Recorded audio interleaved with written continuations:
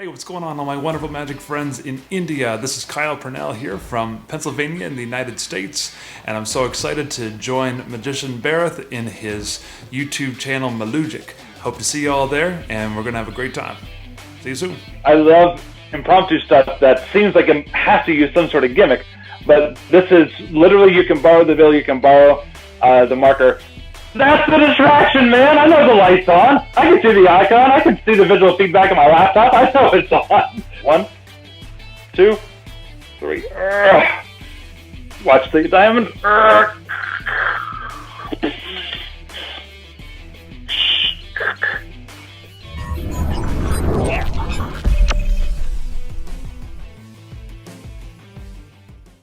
അപ്പോൾ ഗായ്സ് ഇതാണ് കൈൽ പെർണൽ and he's from US. അപ്പോൾ പുള്ളിക്കാരൻ കഴിഞ്ഞ 16 കൊല്ലമായിട്ട് പ്രൊഫഷണൽ മജീഷ്യൻ ആണ്. കഴിഞ്ഞ 5 കൊല്ലമായിട്ട് പുള്ളിക്കാരൻ മാജിക് ക്രിയേറ്റർ കൂടിയായിട്ടാണ് അറിയപ്പെടുന്നത് ഇൻഡസ്ട്രിയിൽ. And he's a super cool guy. അപ്പോൾ പുള്ളിക്കാരൻ ഒത്തിരി എഫക്ട്സ് മാർക്കറ്റിലേക്ക് ഇറക്കിയിട്ടുണ്ട്. അപ്പോൾ മജീഷ്യൻസ് ഓഫ് കോഴ്സ് മജീഷ്യൻസിന് ഇദ്ദേഹത്തിന് അറിയാം ആയിരിക്കും. ഞാൻ ഇത് പറയുന്ന ഇൻട്രൊഡക്ഷൻ പബ്ലിക് ഓഡിയൻസിന് വേണ്ടിയിട്ടാണ്. Anyway with that said, hi Kyle again. Hey, I know that you didn't understand anything. I did not understand one word. You are absolutely correct. Yeah. So anyway, let's start the session, okay? Absolutely. Basically, as a magic creator, we know that there are like different magic companies, okay? Some are like they put justice towards the product that they put on the market. And there are like some magic companies, I don't want to mention the name, but still we know that they only put out release for money. And it looks cool in the trailer. Wow, that's so dope. But we cannot do it in the real life. Yeah, exactly. Yeah, exactly. And the reputed magic companies actually put out stuffs, which is actually kind of like impromptu stuffs also. And also they put products using gimmick as well. So basically, as a magic creator, what's your motive in while creating effects? Like, do you consider that the effects you release should be like impromptu and which can like spot on, which can do it in anywhere and anytime? Or do you consider to put visual effects which uses gimmick? So what is your motive while creating effects? For sure. I think the end justifies the means, first of all. So it doesn't, so I'm not one place or another. I've got a few things that I want to show you guys today. And one of the things, depending on how many things I show you, at least one of the things is completely impromptu. And another one does use a gimmick of sorts. And I think they both have their place. My thing that I get really excited about, so I guess my kind of niche and the thing that I kind of obsess over is the idea of being able to have something that is completely impromptu, but make it look like it might use a gimmick. And I love that because it gives you those same visuals as those dope trailers, as you put it. But it is totally practical and workable for the real world. And I don't create anything that is not going to work for the real world. There might be some things that I create that I don't necessarily perform personally, but rather I know somebody else might. So I think it's important to note that not everything that I create I do perform actively, but everything that I create and sell I have performed. And I think that's an important thing because not everything that comes through your head is going to be something that is going to suit the creator's style. I think of it kind of like a songwriter, right? There are some people who, there are some even performers who write songs as well, but they might write a song and say, hey, this is a great song, but it's not something I would sing, right? And I kind of do that sometimes too. I come up with something, I realize there's definitely something here, and I think a lot of magicians would get something out of it, but it's not something that I would personally perform. But there's also a lot of stuff that I perform day in, day out. The 2 or 3, I'll say 2 things. The 2 things that I'm going to show you today are both things that I perform every single gig. Oh, that will be cool. Yeah, okay. Yeah. I'm looking forward to the performance, but before that, I will just ask you 1 to 2 questions more, okay? So yeah, for sure. Basically during the creation process and all. So when you are like, it's first of all, it starts with by creating a problem. Not creating a problem. It starts by thinking a problem. Like, what if I can do that? What if I can do this? And then you have a problem now, and you are looking for the solution to do that. And when you find the solution and the right method, you created an effect, right? You discovered an effect. So basically, during the creation process, how you make sure that the idea you came up with is actually incredible, or the idea you came up with is actually really good, or how you make sure that the idea you came up with actually not been released before. So Mm. how do you, yeah. Yeah. Well, I guess the short answer is you might not know, because I think it's really important to be always hyper aware of the fact that there's literally been millions of magicians before you and me. Like literally millions. Like there's probably a million magicians on this earth right now, not to mention all the greats that have passed on before us, right? And like, so what are the odds that I happen to think of something that literally somebody in multi-millions of magicians in the past I've not thought of before? And that's a hard question to answer, because there's obviously thousands of pieces of magic literature. There's thousands of products out there, and there's probably a lot of things that were never published and never released. And that doesn't necessarily mean that I was the first one to think of it, right? And there's a lot of gray area there. But for me, and until someone tells me the sense is different, or the sense is wrong, I kind of have this sense. There's this little light that goes off in my head that I realize I can't imagine anyone's done this before for some things. And then a lot of times I come up with an idea and I thought, definitely someone's done this before. But that doesn't mean it's not worth pursuing, right? Just because someone's done something before, it's still worth pursuing and working on. I mean, that doesn't mean it's not good. Yeah, there's the way I like to phrase it is you have to learn to discern, and just have to get this little voice in your head, and be equipped as much as you can with as much magic literature as possible, with as many releases, and like network with as many magicians as you can, because you need to be able to at least get a sense of, is this worth pursuing because I think this is a new idea, or not. Also keeping in mind that there really is nothing new under the sun, but rather just new ways of doing old things. And sometimes those new ways look very different and very cool. And those are the things I think are worth pursuing. Yeah, it can be maybe the small twist that we actually put on the effect. I mean, if we change the routine and the presentation and the handlings, it might look better and more cool. And so basically, as a professional magician, you don't have to share everything with the other magicians. I mean, you can like learn by your own. You can buy the products out from. You can read magic books and all, and you can perform your own shows. But as a magic creator, I believe it's really important to share the ideas with the close magic creators that you have, because when you come up with the idea, okay, it's still great, it will be great, but when you share it with your close magic creator who is very genius like you, then creativity will expand. You can like make it even more better. So do you have any kind of friend like that whom you are really trust to share the idea with? Yeah. I've got a small group of people that I run things by. I don't know if you know Josh Janowski. Yeah, I heard. Yeah, Josh Janowski, like IG. No, he's a released effective IG. Yeah, I know. Yeah, he's a great guy that is very knowledgeable about what stuff has kind of been out there and whatnot. So he's a good guy that will tell me if it's good or if it sucks, and if he's seen anything like it before. And so he's a good person to have for that kind of role. But I also have another friend named Zach Evans, and he kind of serves as a different role. He is the guy that takes my original idea and always, like, this is his superpower. He always makes it better, and I don't know how he does it. But with everything that I give to him, he's like, but what if this? And every single time he's like, he presents something to me, I'm like, absolutely. I don't know why that wasn't my first thought. That is absolutely 100% better. And so we work really well together because I kind of come up with the original idea and he expands on it. So and we work really well together, and we think kind of similarly, except we have two very different skill sets. So I'm kind of the guy who thinks kind of off the wall and kind of weird what if things and kind of makes them work. And then he takes those things that I made work and makes them absolutely out of this world. Wow, I mean that's crazy. Yeah. Yeah. Yeah, and like let me ask you one thing. I mean, what do you like the most? Being like a magician or a magic creator or like a full-time speech therapist? Oh, This is hard, you I know, know.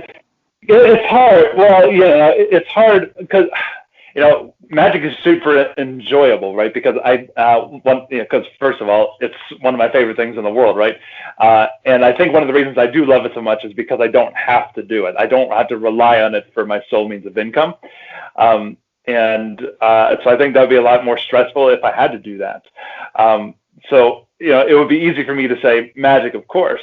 But I've also, I've chewed on the idea of going full time, and one of the reasons, there's many reasons, but one of the reasons that's kind of keeping me from that is because I love the work that I do, because I work in a school, and I love the work that I do with the kids that I do, and I feel like my job is doing something to help make the world a better place.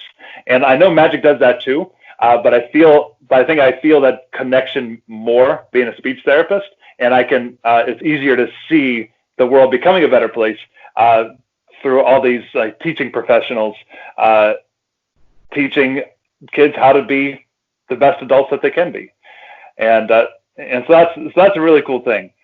So I'm not exactly sure how to answer your question, Yeah, but I I love think both. the way you said about speech therapy, I believe it's because in magic it's all about spreading positivity. It's all about creating happiness. But yeah, in speech therapy, yeah, it's all about happiness. But you are actually creating an emotional connection between you and the kids. So there is a Absolutely. really a thick bond. I mean, very close and emotional bond between you and kids, and I think that's why you love that more. Yeah. Yeah. And after one last question, we can go down to your performance. Okay. Okay. So basically, this is one of a common question which I ask to every magician whom I feature on my channel. For sure. For every magician, they have their own thoughts or feelings about magic. For me, magic is something different. How I feel towards magic is different. Some other magicians feel different towards magic. So if I ask you, what is magic to you? What's your reply? I mean, what exactly magic is to you? Yeah. So I guess a good way to start is I'll tell you what it's not. Uh, and so I'll tell you, this is what popped in my head when you asked this. I'll tell you one of the biggest pet peeves of mine when I perform to somebody, because I perform in a restaurant called the Grand Illusion. So it's actually a magic themed bar, which is kind of cool. And there's something that some of the spectators say sometimes to me, and they mean it with the best intentions. But it's kind of frustrating to me because that means that I didn't. I just feel like I haven't done my job as a magician, and it's actually a compliment. It's a compliment, but I hate this compliment. And the compliment is this: they say, "That was impressive. That was impressive," and I hate that because I don't need you to tell me that it's impressive. Like, I know what I can do and what I can't do. I know that, I've been doing this for quite a while. Like when they say that, it feels to me like that I'm projecting this need for self-validation, and I don't need that. And I don't want it. What I want from them, or what I want to give to them, in the words of Garrett Thomas, is a gift. I totally agree with Garrett on this. He says that magic is a gift. And when I first heard him say that, that changed my whole view on it. Because when you realize magic is a gift, it literally it takes everything from you and gives it and puts it on them. And that it's not self-gratifying. It's not self-validating. It's not about me. It literally is about me giving you an experience that you very well couldn't experience anywhere else, or very few other places, right? And to me, that's what magic is. It's about giving of myself an experience that you could not experience anywhere else. That's kind of like impressive reply. And yeah, and one more thing which from your answer, which I want to say is that, and yes, you are correct, because when we perform a magic, the worst thing is in magic, because when we do magic and we get no reaction, I mean, then there is no magic in it. Even no matter like how, yeah, even no reaction is also a reaction. Maybe the person might have like got mind blown and they don't know how to react. Right. But still, the soul of magic is in the reaction. Yeah, it is in the performance, of course. But still, the reaction is the output. And we For know sure. the difference between like the reaction of like that's good, I mean, that's crazy. But if they go speechless, if you do an effect and if they go speechless and they don't know what to say, they're out of words. I mean, that's one of the best thing. Like we get fully satisfied in that. I mean, that's true which you said, because when they say that's impressive, we know that it's impressive, right? So Yeah. yeah. Anyway, man, with that said, let's go into your performance. Yeah. Oh my goodness. Okay. Well, I will show you one of my absolute favorite things, and it literally is one of my favorite things in general. It's one of my favorite things that I happen to discover, and all it requires is a borrowed bill. Okay, I promise you, if you were here in America, you could give me one of these bills, and we could do this. No switching, no swapping, no nothing. Okay, so I will say this. This is all about this guy right here. I'm going to go out of frame just for a second because I want to make sure I draw this the best that I can. You know what this is? Right here that I drew? Yeah, like a line, right? I mean, it looks like a square, but yeah. This is the end. It's the end of the trick. This is the end. Now, I know you don't have the context to know why it's significant, but I promise you, once we get to the end, boy, oh boy, it is phenomenal. You're going to love this ending. You're going to love it. But it does beg the question, if this is the end, where's the beginning, right? And it does depend, from time to time, trick to trick, dollar to dollar. But I'm going to assume that it's probably about right here. So this arrow is about the beginning. We're going to begin here. We're going to end here. Is that fair enough? Yeah. Okay, perfect. And again, it's the same bill, I promise. And it makes sense if you think about it, right? Because every trick, at least every good trick, has to have a beginning and an end, if you think about it, right? Because magic tricks that don't have a beginning, well, the ending wouldn't make much sense. If a magic trick didn't have an end, that's what we call an ambitious card routine. Kidding, jokes aside. So I was thinking we have to start somewhere, so I was thinking perhaps we could start at the beginning. I've heard it's a very good place to start. So if you were here, my friend, you could sign this yourself, but since you aren't, I will do a virtual signature. What would you like me to write underneath the arrow? You get to choose. 2. A 2? Yeah. Like this guy right here, a 2? Yes, 2? Yeah, okay. Yeah, perfect. Perfect. We got our arrow, we got our 2. So basically what I'm saying is do not take your eyes off your 2 at the beginning. Okay. Watch very careful. 1, 2, 3. And you can take that yourself completely off. And if this is your bill, so you can hold on to this, but since you're not here, I'll hold on to it myself. So you have the initials, I have the bill, and if you could, it's Bharath, right? Yeah, Bharath. Bharath, if you could you just toss the initials back on the bill? Not yet. Wait till the end. You got to wait till the end. Okay. All right, it's the end. Go ahead. I had to toss it. Yeah. Okay. Toss it. Oh, got it. Oh, very nice. And I told you from the beginning, when we get to the end, it's going to be an ending that you're never going to forget. I told you it's going to be remarkable. Because if you see on your borrow bill, from beginning to end, there's that 2. Right in the midst of that. And you could take that and you can keep it yourself. And there's nothing more to say other than the end. That's crazy stuff. I mean, it could be our own signature, right? It's your signature. It's completely impromptu. Yep. And that's kind of the thing I was talking about. Like I love impromptu stuff that seems like it has to use some sort of gimmick.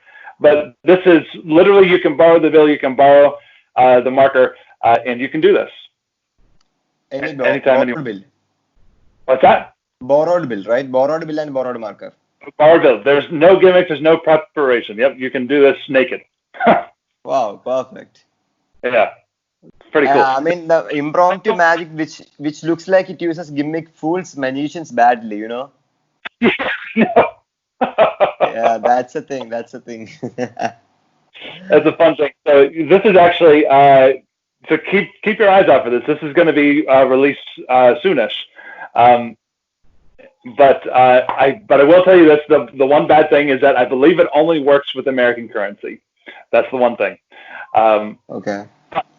But if you ever find yourself going to the States, this would be a good thing to whip out. Oh, so it only works with US currency. I mean, yeah. So that will be the downside of the effect. I mean, Yeah. you cannot spread it worldwide. Right. I mean, yeah. It's now. Okay. I should say this. I haven't found another currency that does work, but I haven't checked every single currency in the world. So it is it is likely that it's not only the American currency, but I haven't found another one that does work. Yeah, because if you're doing with the normal currency, it should look convincing, right? And it should be clean. So that's the thing. Yeah, that's the thing. I mean, yeah. So anyway, like, do you have more to show us? Yeah, I have more to show you. I wasn't gonna show you this one, but I'm feeling good. Let's let's do something else here. This is kind of along the same lines. This could even be a borrowed deck. This is one of my favorite impromptu pieces. Cool. Okay, cool indeed. I'll angle this down just a tad here so everybody can see. All right. Can you see the cards in frame? Yes? Yeah, I can see. All right, so we got the 2 and the ace. I like to use these cards because it's going to be very easy to tell when the magic has happened. This is actually going to be a magic trick in slow motion, which I kind of like the idea of because a lot of magicians don't do things in motion. They always think about it, fast hands, it's fast hands. Wow, you got fast hands, not fast hands. We're going to do this literally as slowly as I possibly can do it, okay? And you get to tell me when to go. When you say go, I will go. Go. Watch the diamond.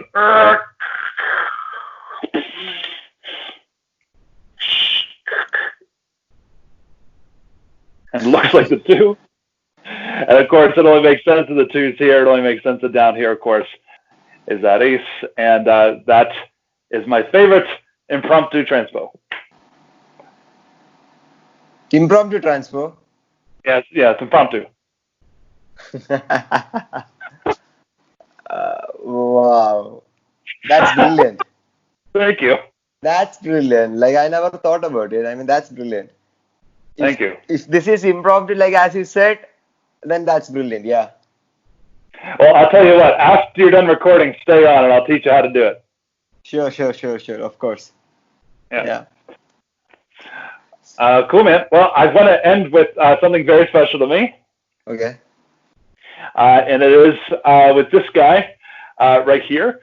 And I will tell you this right now. The only way that you can make this coin vanish is not with crazy fast hands like we already talked about. It's something with misdirection or a distraction. So, Bharath, I'm wondering, do you have a distraction we can use to make this vanish? Yeah. Okay. Actually, you know what? We can use mine. We'll just use my distraction. It'll actually be the distraction on the distraction here.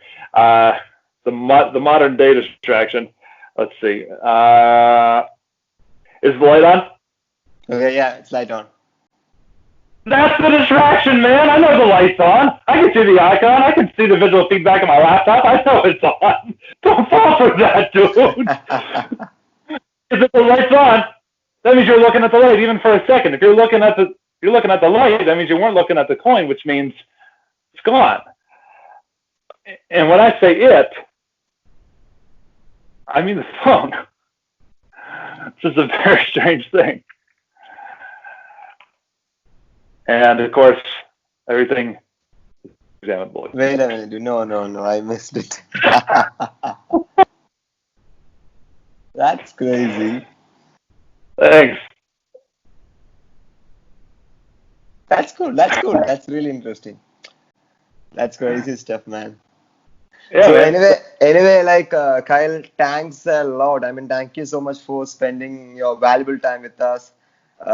We really loved your performance. I mean, I really loved your performance. And when I say we, I mean my subscribers. Yeah, So anyway, this was crazy fun. So thanks a lot. Hoping to see you soon. Hoping to see you soon, man. Thank All you. right.